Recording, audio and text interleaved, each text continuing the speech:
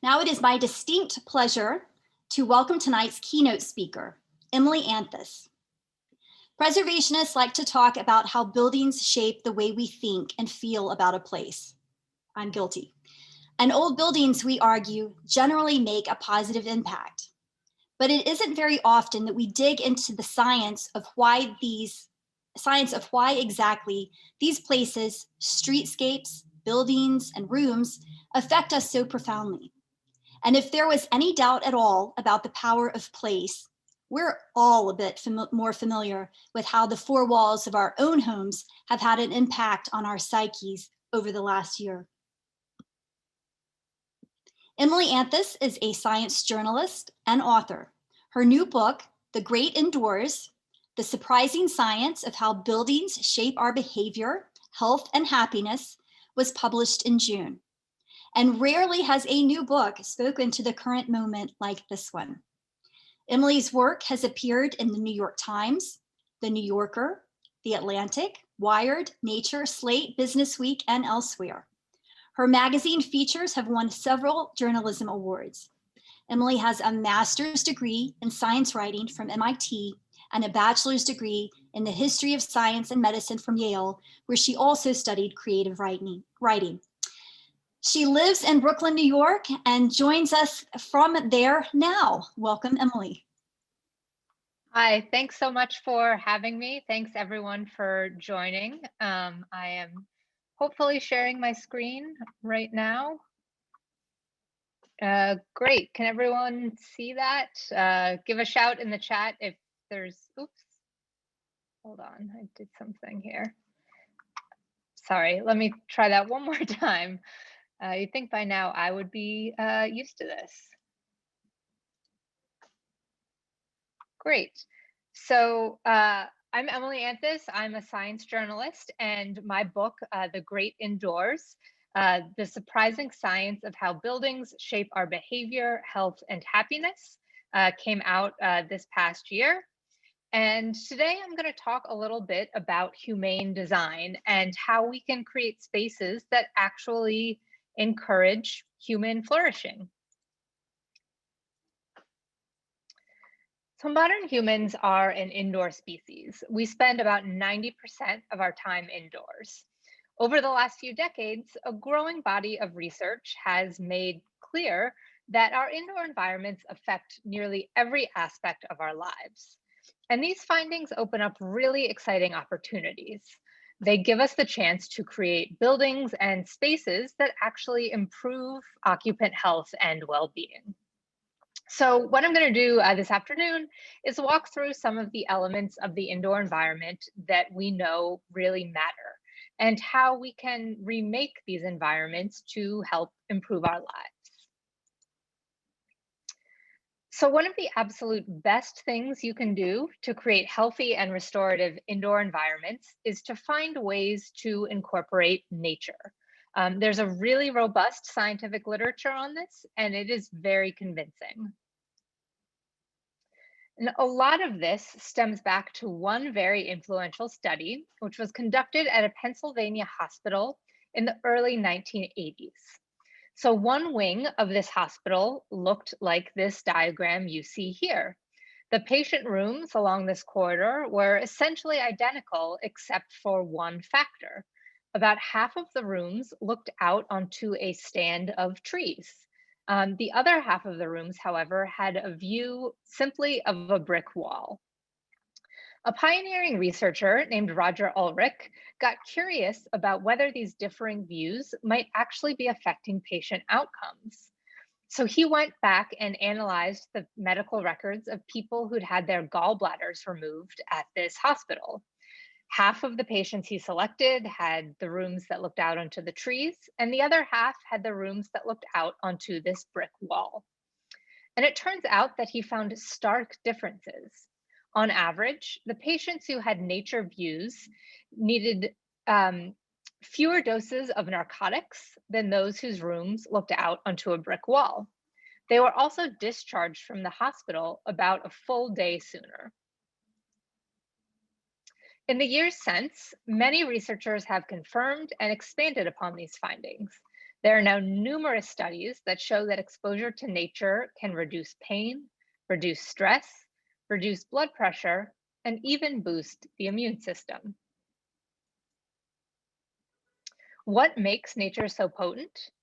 One common explanation is what's known as the biophilia hypothesis. The general idea is that because of how we evolved out in the rough and tumble of nature, we have an innate affinity for the natural world. So nature catches our eye and engages us, and therefore serves as essentially a positive distraction, taking our minds off of any stress, pain, or anxiety we might otherwise be feeling. And we also know that when we're feeling restful and relaxed, our bodies can invest its resources in other things, like our immune systems, which is maybe why having these positive distractions can boost our immune function. But it turns out that nature isn't just good for our bodies, it also has a variety of cognitive benefits, including improving attention, memory, learning, and productivity. For instance, scientists have found that test scores are higher at schools that are surrounded by greenery. They've also found that bringing plants, houseplants, desk plants into offices improves productivity and concentration. Scientists explain these cognitive benefits with what's known as attention restoration theory. The theory holds that the tasks of everyday life are cognitively taxing. Looking at nature, on the other hand, is an effortless kind of engagement. It catches our eye, but it doesn't require our brains to do a lot of difficult cognitive work. And so essentially, that's giving our brains a break. So then, when we look away from nature and get back to whatever's on our to do list, our attention is restored and refreshed. And the good and interesting news about these findings is that when it comes to incorporating nature into our indoor spaces, it seems like almost any kind of nature can do the trick. So a lot of the early studies, like Roger Ulrich's, were focused on views of nature. And we know that buildings that provide windows that have views of natural landscapes have all sorts of benefits for people. But even if that doesn't describe your home or your office, all is not lost. Studies suggest that bringing in indoor plants, even putting up nature images, so, photos of landscapes, or even playing nature sounds like birdsong and babbling brooks can all have some of these same stress relieving benefits. Another really key way to improve our indoor spaces is to find ways to maximize daylight. And the reason that daylight is so important is because it keeps our circadian rhythms, or our body's internal clocks, synchronized with the sun and the solar day. Daylight exposure, we know, is particularly important in the morning. It's exposure to short wavelength light. So that's the light that's on the cooler, bluer end of the spectrum, and it's plentiful in natural bright daylight. It's this light that tells our bodies that morning has arrived, and it helps suppress our daytime levels of melatonin. And having circadian rhythms that are properly synchronized in this way and in sync with what the sun is doing helps us both remain alert during the day and fall asleep better and sleep better at night.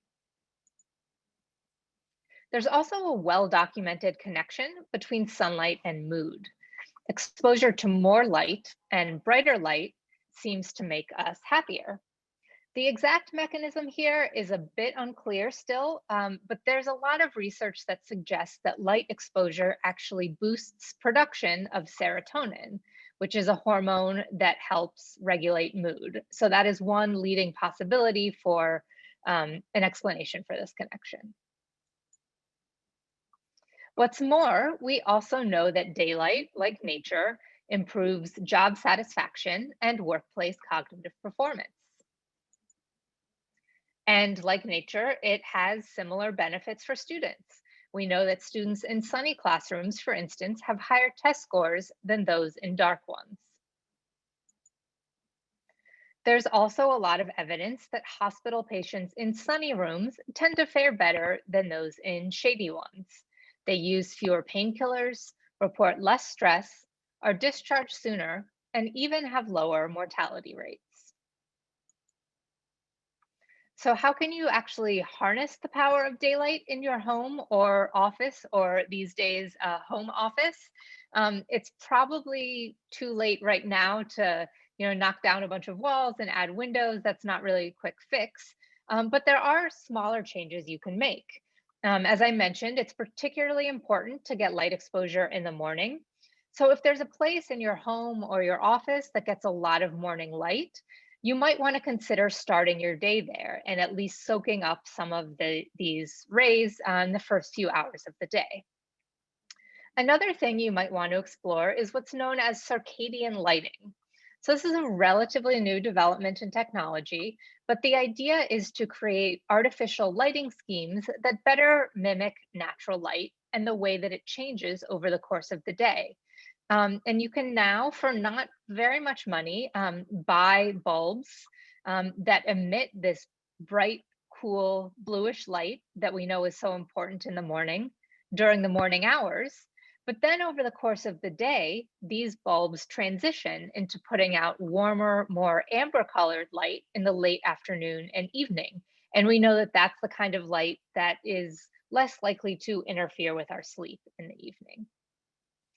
Finally, if your home is really dark, especially during the winter, you might want to consider getting a light therapy lamp, which is now a fairly accessible intervention. You can order them online nearly anywhere. I should say, though, that this is considered a medical intervention, so I recommend that you discuss it with your doctor. That's another fairly accessible way to make sure your body's getting the light that it needs. So a third really important component of our indoor environments is air quality. And that's something that I know a lot of us have been thinking more about lately because of the pandemic. And indeed, we know that all sorts of dangerous things can in fact linger in indoor air. One, of course, is pathogens like the coronavirus, but the other is pollutants. So all sorts of consumer products, including our furniture, our flooring, our electronics, our personal care products, they all give off chemicals that can pollute the air. And some of our own behaviors and activities, especially cooking and cleaning, which I think are also two activities we're also doing a lot more of these days, can also generate high levels of these pollutants. And these chemicals have well-documented health effects and can cause a variety of lung, heart, and vascular problems. And air pollutants, we are learning, can have cognitive effects too. One really obvious example is every time we exhale, we are breathing out, of course, carbon dioxide.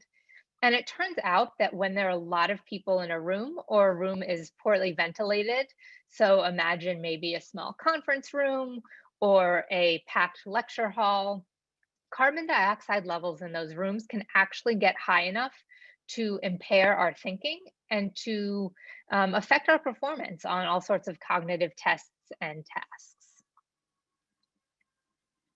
So how can you improve your indoor air quality?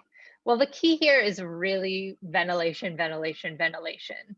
So increasing the airflow can curb the spread of infectious disease and reduce our exposure to potentially toxic pollutants. And we can use a variety of strategies to improve ventilation in our buildings. So the basic underlying strategy is to increase the rate of ventilation. So that's how frequently the air in the room is being replaced with fresh air. If you have some kind of central HVAC system, you can change the settings. So you're increasing what's known as the outdoor air fraction. That means that more fresh air is coming in from outdoors and you're doing less just recirculating of the air that's already inside. A very low-tech way of doing the same thing is to open the windows. That will also increase your ventilation rate and the rate of air turnover. If you have exhaust fans, you're particularly likely to have them in your kitchen or bathroom. make sure that you actually use them. A lot of people don't bother to turn them on, but especially when you're cooking and cleaning, they can be really helpful for reducing the level of pollutants in your home. Also, depending on what kind of ventilation system you have and your access to it, you may be able to install higher quality air filters, which can help trap particles and also droplets of fluid that could be carrying viruses or other pathogens. Unfortunately, many home ventilation systems aren't made for these sort of super heavy duty air filters, which have really been designed for hospitals and large commercial buildings. But if that's not an option, you can consider getting a portable air cleaner. And that is essentially a standalone device that's equipped with these same high-powered air filters, and it will do very similar work of trapping anything that happens to be hanging out in the air in your home. So far, I have mostly been talking about some of the direct effects of the indoor environment. But indoor spaces can also affect our health and well-being indirectly, and they do that by shaping our behavior. For example, we can consider an emerging discipline that's known as active design. And active design revolves around the idea that we can create environments that nudge people into being more active, just as they go about their everyday lives. And the reason this is important is because research shows that incorporating even a little bit more movement into our daily routines can have real health benefits. In large long-term studies, researchers have found, for instance, that men who climb as few as 3 flights of stairs a day can reduce their odds of an early death. But in a lot of ways, movement has been designed out of our buildings. Consider what you see when you walk into most new commercial high-rises. Elevators get pride of place. They are prominently positioned in bright, gleaming lobbies, and they're practically demanding to be ridden. Stairwells, on the other hand, if you can find them at all, are hidden behind these heavy, imposing fire doors. They're often dark, they're dingy, they're narrow, they're not pleasant, and it's no wonder that most of us don't default to taking them.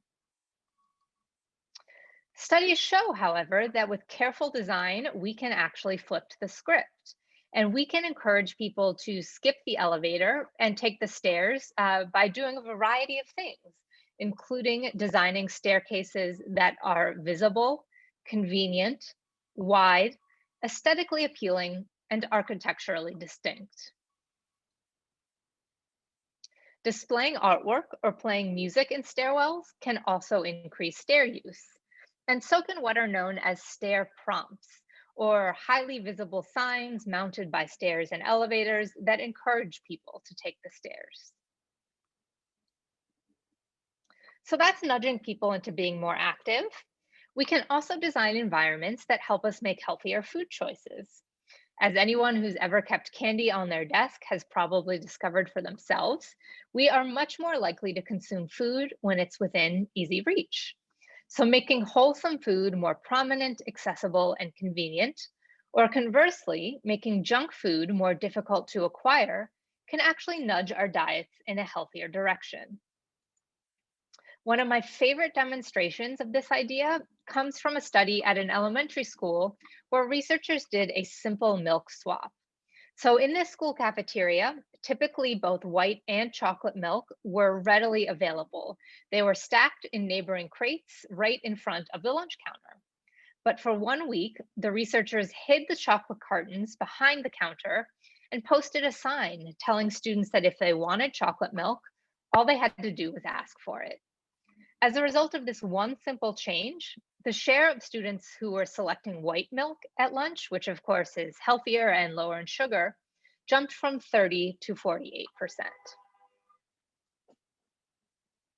So that's a brief overview of a few of the different ways that indoor environments can affect our health, behavior, and well-being. What I'd like to do in the time I have left is show you a few interesting building projects where designers and developers have put some of these ideas into practice. What I think is particularly interesting is how far some of these lessons are spreading and how many different kinds of buildings and environments they're being applied to. So this is a project here in New York where I live. This is Arbor House. It's an affordable housing development in a Bronx neighborhood where 40% of local residents live below the poverty line. And one of the things that the developers wanted to do here was demonstrate that it's possible to create affordable housing that is aesthetically appealing, good for occupants, and also good for the planet. So they invested heavily in sustainability and energy efficiency. Arbor House has a LEED Platinum certification, which is not easy to get. And you'll notice that the facade is just dominated by these large windows, which brings a lot of daylight into the building. Moving inside the building, the designers put a real premium on indoor air quality. They selected paints, finishes, and materials that are known as low VOC, which means they emit minimal levels of the volatile organic compounds that frequently contaminate indoor air. They also thought really carefully about ventilation. Every apartment has its own exhaust fan that continuously vents directly to the outside, and there are no shared ventilation ducts in the building. Researchers have found that these features can actually improve respiratory health and reduce asthma symptoms of residents. The designers also really embraced nature. Here's a big green living wall in the building's lobby. There's also a 10,000 square foot hydroponic farm on the building's roof, which uses harvested rainwater and grows produce that feeds both the building's tenants as well as other families in the neighborhood.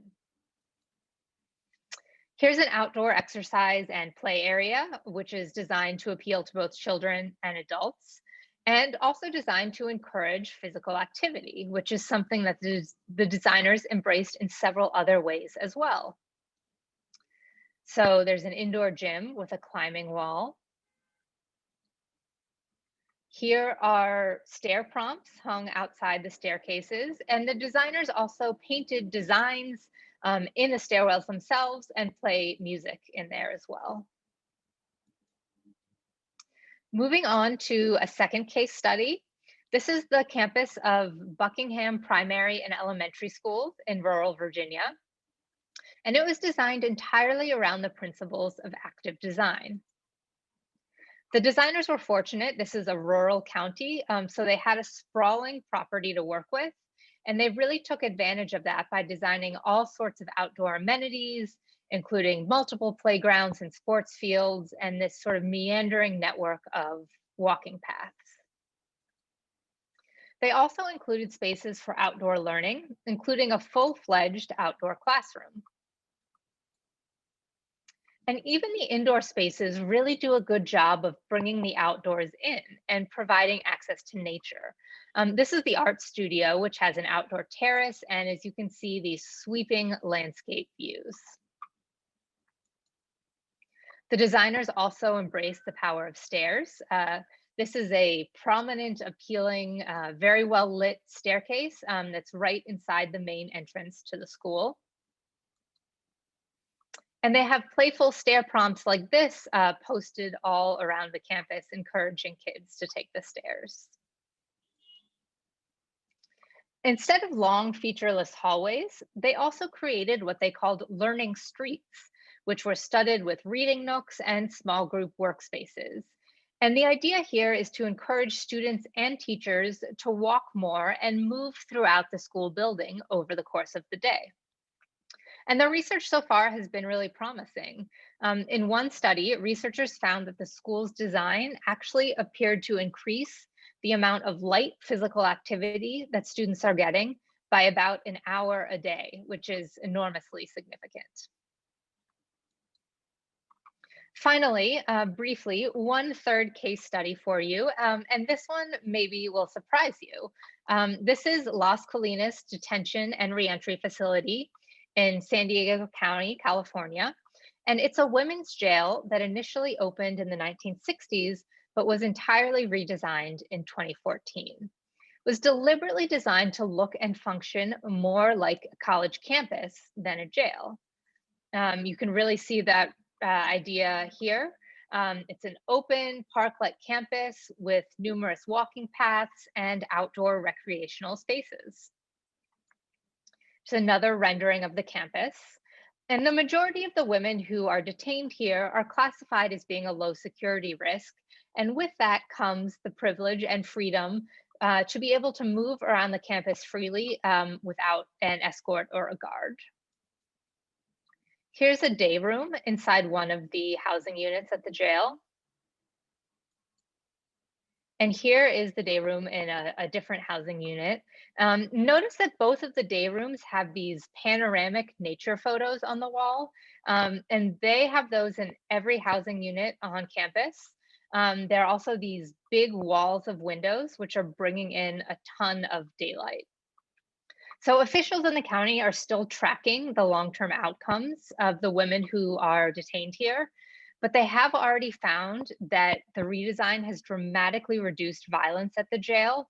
Attacks on inmate violence and inmate on officer violence dropped by roughly 50% after moving into this new facility. So why am I showing you these projects? I realize that some of them, particularly say a brand new jail, is pretty different from the buildings that the Providence Preservation Society is most interested in and focused on. But what I really wanted to do this afternoon was drive home the idea that I think everyone has a right to good design. And architecture is really a reflection of who and what we value. And regardless of who we're designing for, I think we have a real moral imperative to create spaces that respect human dignity and encourage human flourishing. Thank you. Thank you, Emily. If you don't mind, once everyone has a moment, well, there we go. They can get in touch with you if they need to. Let me share screen once more. I can also drop my contact info in the chat if anyone wants it. Yes, please, that would be great. All right, thank you so much. That was reminded me of some of the biophilia learning that I did in graduate school. Those case studies were great, and thank you for bringing it back to historic preservation, because of course, everyone deserves great design is one of the mantras that we try to promote as well. I see that we had one early question in the chat, and it was about asking you about smells. And I think this was different from air purification. But I suppose this could go both ways. How do we bring good smells in if we're unable to open a window?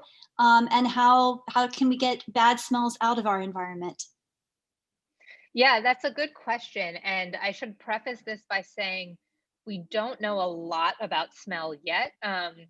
Interestingly, I mean, maybe this is predictable, but a lot of the research that's been done on smell has been in like retail environments. So, you know, there are a lot of companies interested in like, oh, if we diffuse lavender or peppermint throughout the store, like, will that make people buy more? We don't know nearly as much in terms of just general well-being. We have reason to believe that certain smells can affect our behavior. And so like, I know there's some interesting studies showing that even just the aroma of coffee can actually improve our attention and focus. And so that's something researchers are studying. I think that one of the tricky things about smells is that smells contain sort of these essential oils or particles. And if you're smelling something, it's because there are these volatile organic compounds in the air. And we still don't know a lot about what that may or may not be doing to our health. So there's a lot left to learn.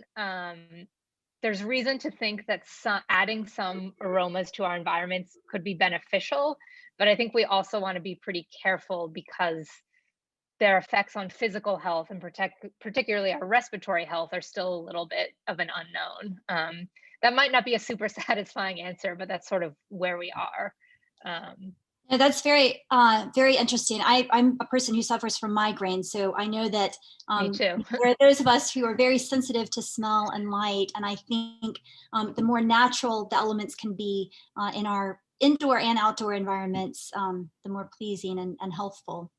Well, I just want to thank you very much. I encourage everyone to get a copy of Emily's book and read it. Perhaps one day we can invite her to be with us in person in Providence. But this was really a nice talk for us. So thank you very much. You're welcome. And, I know our time is limited, but I'm happy to continue the conversation with people. I dropped my contact info in the chat. Feel free to reach out if you have questions.